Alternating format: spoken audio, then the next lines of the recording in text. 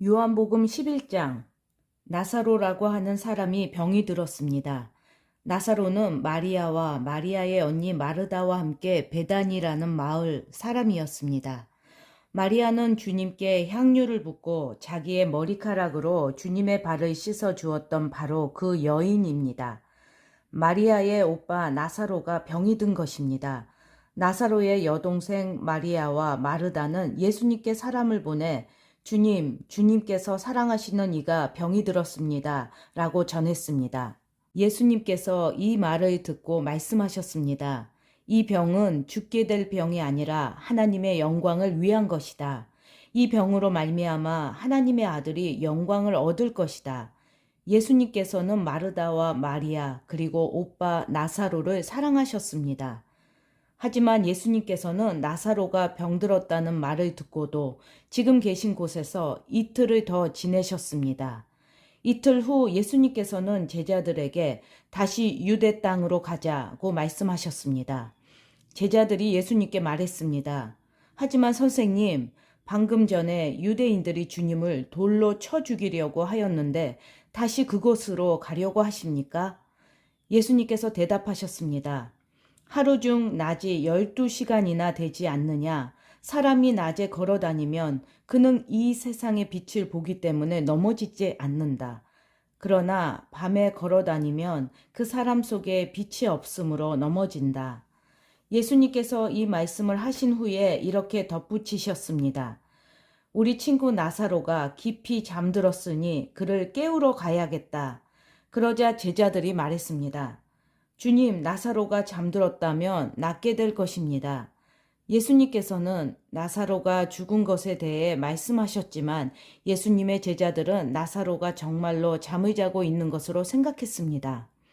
그때 예수님께서 분명히 말씀하셨습니다. 나사로가 죽었다. 하지만 너희를 위해서는 내가 거기에 있지 않았던 것이 기쁘다. 이것은 너희들이 믿을 수 있도록 하기 위함이다. 그러나 이제 나사로에게 가자. 그때 디두모라는 별명을 가진 도마가 다른 제자들에게 우리도 주님과 함께 죽으러 가자고 말했습니다. 예수님께서 나사로가 있는 곳에 도착했습니다. 그때 나사로는 이미 죽어 무덤 속에 있은 지 4일이나 되었습니다. 베다니는 예루살렘에서 약 3km 조금 못 되는 곳에 있었습니다. 많은 유대인이 오빠를 잃은 마르다와 마리아를 위로하러 두 자매에게 왔습니다. 마르다는 예수님께서 오신다는 소식을 듣고 예수님을 마중 나갔고 마리아는 집에 남아 있었습니다. 마르다가 예수님께 말했습니다. 주님께서 여기 계셨더라면 제 오빠가 죽지 않았을 것입니다. 그러나 지금이라도 주님께서 하나님께 구하시는 것은 무엇이든지 하나님께서 주시리라는 것을 알고 있습니다. 예수님께서 말씀하셨습니다. 내 오빠가 다시 살아날 것이다. 마르다가 대답했습니다. 마지막 날에 있을 부활 때 제 오빠가 다시 살아난다는 것을 제가 압니다. 예수님께서 마르다에게 말씀하셨습니다. 나는 부활이요 생명이다. 나를 믿는 사람은 설령 죽는다 해도 살 것이며 살아서 나를 믿는 사람은 그 누가 되었든지 결코 죽지 않을 것이다. 내가 이것을 믿느냐? 마르다가 대답했습니다. 네, 주님. 저는 주님께서 그리스도이시며 세상에 오시기로 한 하나님의 아들이심을 믿습니다. 마르다는 이 말을 하고는 집으로 돌아갔습니다. 마르다가 마리아를 따로 불러내 말했습니다. 선생님이 여기 오셔서 너를 찾으셔. 마리아는 이 말을 듣자마자 바로 일어나 예수님께로 갔습니다. 예수님께서는 마을로 들어오지 않으시고 그때까지 줄곧 마르다를 만났던 곳에 계셨습니다. 마리아와 함께 집에 있으면서 마리아를 위로하던 유대인들은 마리아가 일어나 황급히 나가는 것을 보았습니다. 그들은 마리아의 뒤를 따라 나오면서 마리아가 통곡하러 무덤에 가는 것이라고 생각했습니다. 마리아는 예수님께서 계신 곳으로 갔습니다. 마리아는 예수님을 보자 그의 발 아래 엎드려 이렇게 말했습니다. 주님께서 여기 계셨더라면 저의 오빠가 죽지 않았을 것입니다. 예수님께서 마리아와 마리아의 뒤를 따라온 유대인들이 우는 것을 보셨습니다. 예수님의 마음은 격한 감정이 들면서 몹시 아프셨습니다. 예수님께서 말씀하셨습니다. 나사로를 어디에 두었느냐? 그들이 대답했습니다. 와서 보십시오, 주님. 그러자 예수님께서 눈물을 흘리셨습니다. 그것을 보고 유대인들이 말했습니다.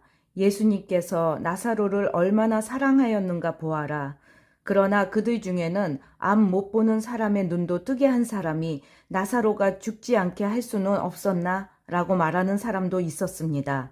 예수님께서는 몹시 아픈 마음으로 무덤에 가셨습니다. 그 무덤은 입구를 커다란 돌로 막은 굴이었습니다. 예수님께서 돌을 옮겨 놓으라고 말씀하셨습니다. 죽은 나사로의 여동생 마르다가 예수님께 말씀드렸습니다. 주님, 오빠가 죽어 무덤에 있은 지 이미 4일이나 되어 냄새가 심하게 납니다. 예수님께서 마르다에게 말씀하셨습니다. 내가 믿으면 하나님의 영광을 볼 것이라고 내가 너에게 말하지 않았느냐? 그래서 사람들이 입구에서 돌을 옮겨 놓았습니다. 그때 예수님께서는 고개를 들어 하늘을 보시며 말씀하셨습니다. 아버지, 지금까지 제 말을 들어주셔서 감사합니다. 아버지께서는 언제나 제 말을 들으시는 줄을 제가 압니다.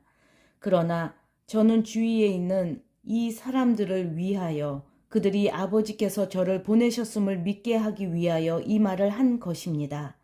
예수님께서는 이 말씀을 하신 후 큰 소리로 말씀하셨습니다. 나사로야, 나오너라. 죽은 사람이 밖으로 나왔습니다.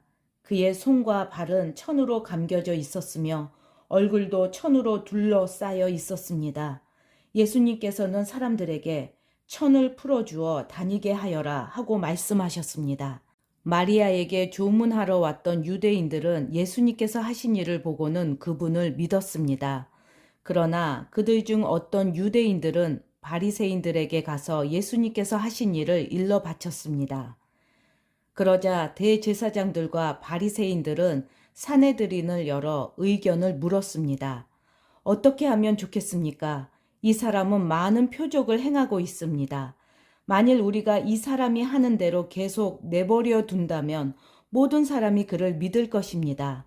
그러면 로마 사람들이 와서 우리 땅과 민족을 모두 빼앗아 버릴 것입니다. 그들 중에 가야바라는 한 사람이 있었습니다. 가야바는 그 해의 대제사장이었습니다. 가야바가 이렇게 말했습니다. 여러분들은 아무것도 모르시는군요. 민족 전체가 멸망당하는 것보다는 한 사람이 백성을 위하여 죽는 것이 더 낫다는 사실을 깨닫지 못하십니까? 이 말은 가야바가 스스로 한 말이 아니었습니다. 그는 그 해의 대제사장이었으므로 예수님께서 유대 민족을 위해 죽게 될 것을 예언한 것이었습니다. 가야바는 예수님께서 유대 민족만이 아니라 사방에 흩어져 있는 하나님의 자녀들을 하나로 만들기 위해 죽으실 것을 예언한 것입니다. 그날 이후 유대의 지도자들은 예수님을 죽일 계획을 세우기 시작했습니다. 예수님께서는 더 이상 유대인들이 있는 곳에 공공연히 다니지 않으셨습니다. 예수님께서는 그곳을 떠나 광야 근처에 있는 에브라임이라는 마을로 가서 제자들과 함께 거기서 지냈습니다. 유대인의 명절인 유월절이 가까이 다가왔습니다. 유월절이 되기도 전에 많은 사람들이 자신을 깨끗하게 하기 위해 시골에서 예루살렘으로 올라왔습니다. 사람들은 부지런히 예수님을 찾았습니다. 그들은 성전뜰에 서서 서로 물었습니다. 당신들 생각은 어떻소? 그분이 명절에 안 오시지는 않겠지요? 그러나 대제사장들과 바리새인들은 누구든지 예수님께서 계신 곳을 알기만 하면 반드시 자기들에게 알려야 한다고 명령을 내렸습니다. 그것은 예수님을 체포하기 위해서였습니다.